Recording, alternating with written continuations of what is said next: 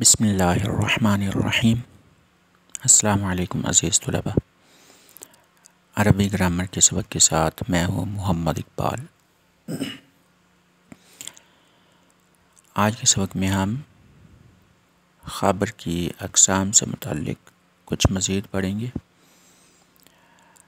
ہم خبر کی اقسام سے متعلق پہلے پڑھ چکے ہیں، اس لیے میں نے کہا کہ کچھ مزید اس کے بارے میں پڑھیں گے۔ تو پہلے ریڈنگ کرتے ہیں۔ خبر کو آسانی سے سمجھنے کے لیے ہم نے خبر کو 5 اقسام میں بانٹا تھا۔ خبر کی تیسری قسم درج ذیل ہے، شبہ الجملہ، ظرف و مضاف الیہ۔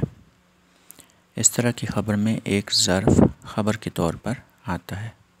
ہوا تحت المکتبی، ہوا مبتدا، تحت ظرف، المکتبی مضاف الیہ۔ تحت ظرف کے بعد شبہ جملہ بنا اور شبہ جملہ سے یہ خبر بن گیا۔ تحت جو کہ ایک ظرف ہے، اپنے آپ میں خبر ہے۔ یاد رکھیں ہر ظرف کے بعد مضاف الیہ آنا ضروری نہیں۔ مثلاً ہناک، جملے کا تجزیہ، سینٹینس انالیسس۔ ہوا علی المکتبی ہناک، ہوا مبتدا، علی المکتبی جار مجرور، اس سے شبہ جملہ اور اس سے خبر بنی، ہناک ظرف ہے۔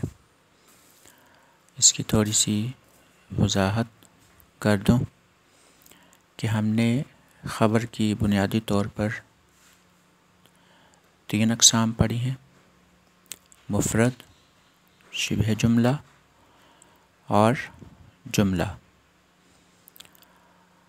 مفرد سے مراد واحد لفظ، ایک ہی لفظ، اور شبہ جملہ کی بنیادی اس کی ذیلی 2 قسمیں تھیں، جار مجرور اور ظرف، اور جملہ کی پھر آگے 2 قسمیں تھیں، اسمیہ جملہ اور خبریہ جملہ۔ تو یہاں پر ظرف سے متعلق یعنی خبر کی قسم ظرف سے متعلق وضاحت ہے۔ ہوا تحت المکتبی، ہوا مبتدا ہے، تحت یہ اسم ظرف ہے،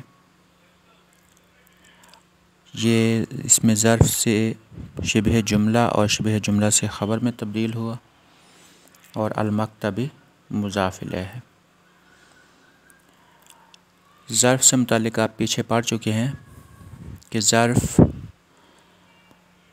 وہ جگہ یا وقت کو ظاہر کرتا ہے۔ تو یہاں تحت جگہ کو ظاہر کر رہا ہے، اور ظرف کی آپ نے 2 قسمیں پڑھی تھیں، ظرف زمان اور ظرف مکان۔ ظرف زمان جو زمانے یا وقت کو ظاہر کرے، اور ظرف مکان جو مکان، مقام یا وقت کو ظاہر کرے، جگہ کو ظاہر کرے۔ یہاں پر تحت جو کہ ایک ظرف ہے، اپنے آپ میں خبر ہے۔